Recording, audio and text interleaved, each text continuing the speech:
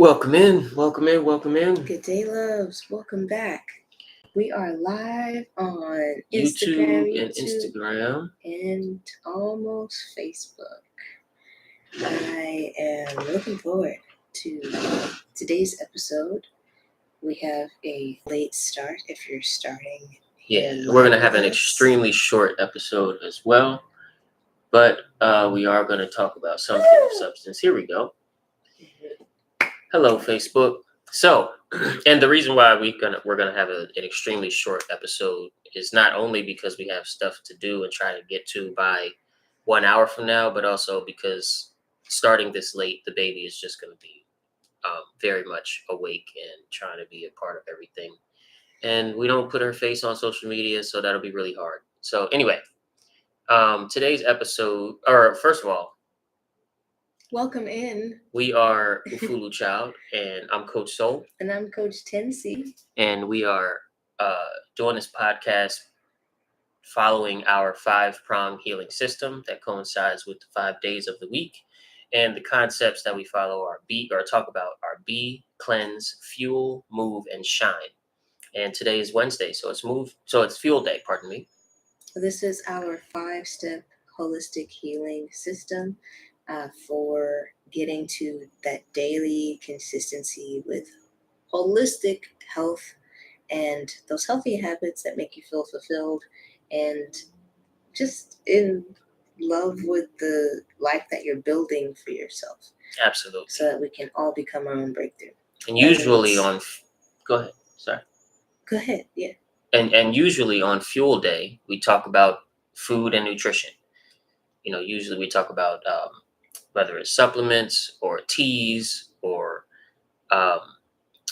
eating in terms of eating properly for the different phases of a woman's cycle, all of that type of stuff, right? Nutrition.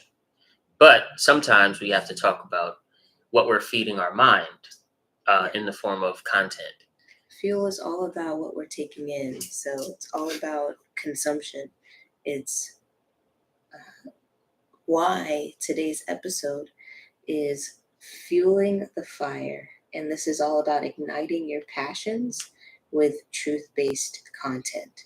And so if that interests you, then go ahead and help us out with the algorithm by sharing this out, giving this a like, and putting down in the comments some content that you listen to or that you watch, maybe, or maybe that you read even, that helps fuel your passion.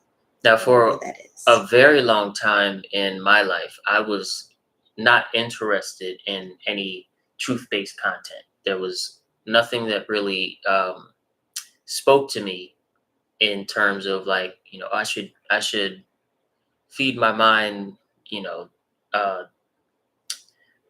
better than, the trash music I was listening to, or the just mindless cartoons and things that I would watch.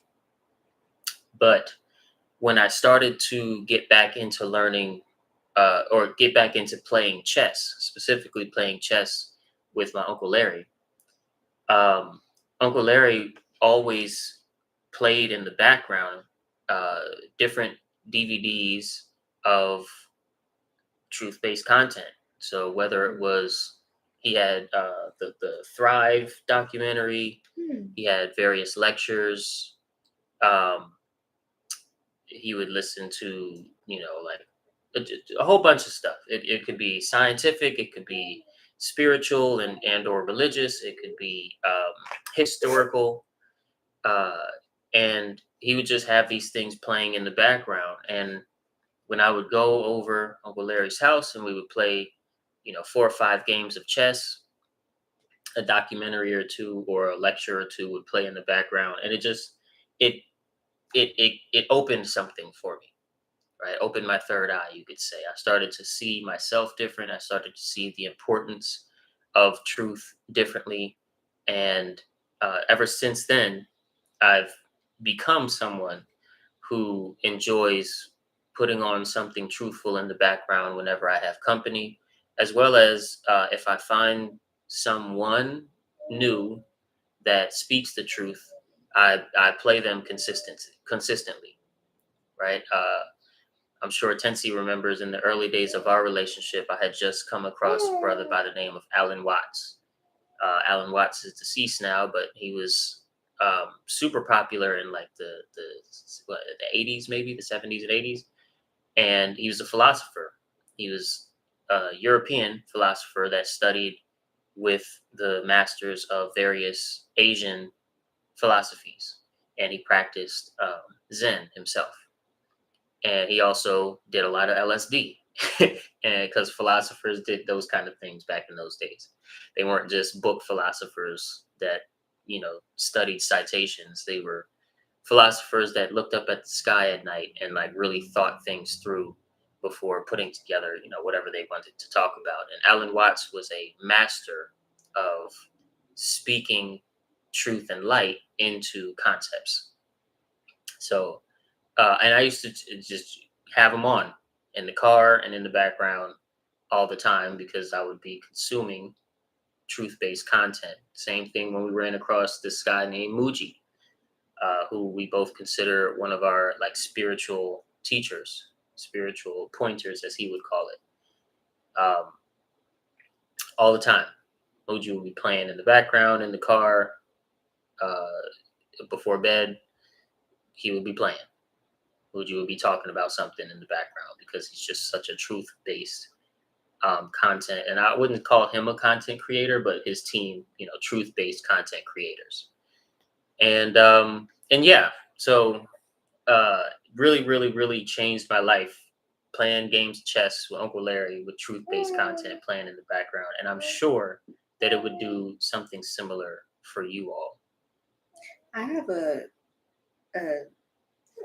it's my own story is a little interesting, right? Because I grew up with a very, cool Afrocentric group of parents that were also educators, that were also into like music and science, and they would always we had like Saturday morning cartoons, right? And so on Saturdays we got to watch these cartoons, but before we did, we had to always watch some sort of educational thing. It could be like a documentary on Malcolm X, or it could be like we had to read some sort of book just to get some sort of cultural context. I grew up in a Jamaican household in Houston. And so truth-based content was always something that I was exposed to, and I had an early appreciation for it because one thing that I noticed is that I was just surrounded with it all the time. And so there was that cool element of when I'm at home, I am around truth telling and storytelling and like this thirst for learning more. And when I went to school, when I went out with friends, of course, I was pushing all of it away. Okay. I was kind of like a social chameleon in school. And so what that means is kind of like I would change colors depending on who I was around. And after a while, I got tired of that. It was exhausting to try to fit into certain social circles again and again, and constantly like changing. Like I changed how I talked around my ghetto friends. I had a ghetto accent. Around my my nerdy friends, I had like more of like a toned down preppy type accent. It was just really interesting how I started to see myself changing. And after a while, I was noticing, like, why am I changing who I am and what's inside of my heart, that fire that's inside of me, just because I'm around these different people? It started to like have this internal battle go on in me to where I wished that I could just be myself wherever I was, but feeling the pressure to adapt, to well, I mean, adapting is great, but to change who I am and compromise my own integrity in my own self-expression, Right. based off of who I was around and what my environment was. And especially as kids, there's those awkward years in junior high and sometimes high school, where we're trying to figure everything out, and that's just what I was doing too. Yeah. And so it wasn't until I kept noticing that no matter what I do, as long as I'm gonna start being myself, then that's what really matters. Because the friends that I was attracting, like, they would come and go, and I wanted like real meaningful relationships in my life that would be long lasting. So the more that I honored that calling in myself to express the sides of me that is truly seeking truth and wants to have those meaningful conversations, especially in my adulthood as I sought those opportunities out, I found that it was just so fulfilling, and that part of me that was scared to open up just kept getting more affirmation, more confirmation that no, this is what we need to do. This is what fuels the fire, man. And let's keep going. Let's keep going. So that's why now I push myself so to express the truth of who I am, and to share that with others so that I know that they will, the part that's similar in them will recognize it in me, and that's going to light that fire for them to be more honest with themselves and others, and that's going to have its own ripple effect, and that's what makes me happy and keeps me going. All right. Truth-based content. So yeah. Last point that I wanted to make. We wanted to make in regard to this topic is fueling your passion or igniting your passions with the truth-based content. So obviously, all contexts have truth, right? There's a truth behind all contexts, and when you have a passion, when you have a passion project, or you have a career, or you have something that you'd like to engage in as a hobby, finding the community and the content that speaks to the truth of those things, whether that's a spiritual truth, a practical truth, or a like mental approach based truth. Finding the content that speaks to that truth will ignite new ideas for you along, as you're doing your project and engaging in that community and being a part of that work.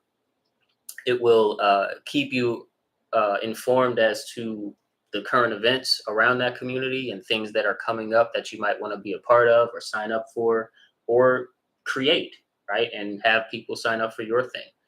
And it will keep you connected to the passion that you're developing in a way that makes it, bigger than just you and your passion, right? Because a lot of times, one of the things that as you get older and become, as you get older and not in school anymore, is you're not surrounded by a bunch of people that are interested in the same things you are anymore as you approach adulthood. And so we tend to lose, quote unquote, lose our passions. We lose the fuel that ignites our keep goingness with our passions. We stop going. Yeah. And that, that's something that we want to try to avoid. And so one way to stay connected is to look at and look for truth-based, truth-based content that can connect you to the community. And we're actually going to have to go. So it looks like Facebook probably is back. I don't know if it's I don't back know on. if we paused for a moment. Let us know in the comments. Please let us know in the comments. But just heads up, for this podcast, we're always live streaming on YouTube. Facebook. Instagram and Facebook. Yep. So, and that's Ufulu Child in all areas, all places, Yeah. and spaces. UFULU Child. Thank you all so very much for tuning in to today's episode 38 of the Holistic Freedom Secrets podcast. Make sure you please subscribe, follow, like, share this out, comment things that you can take away, or the truth-based content and truth-based content creators that you like and follow already, and hit the notifications so that you're notified whenever we go live next, so that you get the notification in case we go live late or early, and all of those great things. And we will see you guys on Move Day tomorrow. Thursdays, we explore intentional movement and action taking. So, yeah, looking forward to that. And we'll see you soon. Peace.